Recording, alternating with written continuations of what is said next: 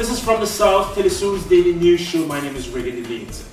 We begin here in Caracas, Venezuela, where supporters of the government of Nicolas Maduro took part in a march in defense of peace. Demonstrators expressed satisfaction with the preparations for a constituent assembly, which the government believes can help consolidate peace in the face of violent opposition protests. About 60 people have died in almost 2 months of violence. One supporter had this to say.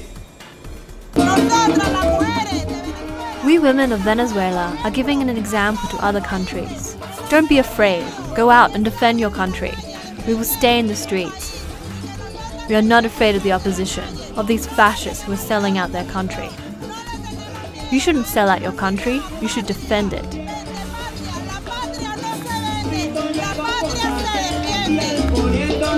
At the same time, in the east of Caracas, small groups of youths confronted police as the Venezuelan opposition called for a march to the Ombudsman office.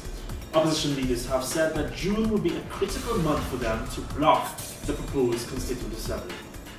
Brazilian singer-songwriter Caetano Veloso was one of several major artists who performed at an anti-PENHA rally on Rio's Copacabana beach on Sunday.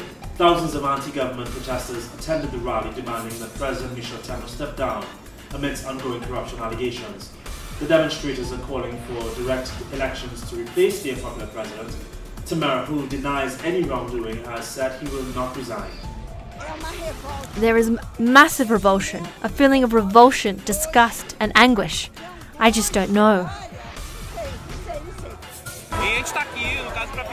We are here to ask for direct elections in this difficult moment that the country is going through. We understand that the only way out of this crisis is for the people to decide.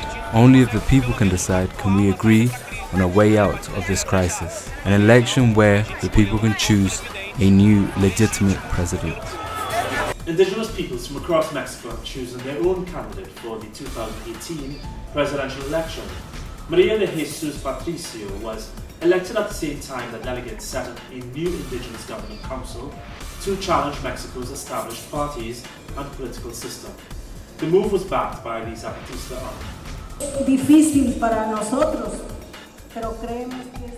It is difficult for us, but we believe that it is necessary if we want our people to continue to exist, if we want life to continue for all, if we want what our ancestors have passed on to us to continue. That is why we have decided to take this step. The minister and several other politicians have been arrested in the Dominican Republic in connection with the ODEBRECHT corruption case. The politicians were allegedly involved in bribes paid by the Brazilian construction group. Among the detainees are the Minister of Industry and Commerce, as well as the former President of the Senate and current head of the main opposition party. These are the first arrests in the country over the ODEBRECHT scandal.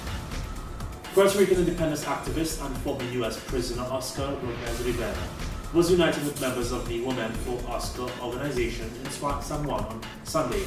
He had been freed earlier this month after 36 years in jail. He gave a speech thanking the women who had been gathering on the Dos Hermanos Bridge for the last 4 years in support of his release. Yemenis are facing a new round of cholera according to the World Health Organization. Yemen's Ministry of Health says 19 out of 22 provinces are threatened by the outbreak that began last month. There are over 50,000 confirmed and suspected cases. After 2 years of war, over 17 million people in Yemen do not have enough to eat. The UN is calling it the largest humanitarian crisis in the world. At least 4 people died and dozens more were injured in a stampede in Honduras on Sunday. The emergency services say hundreds of fans tried to break past barricades in order to get into a national soccer final match in the capital. A number of children were among those injured. More on these and other stories on our website, telesurtv.net/English or teleSUR English. I'm Regan Leeds.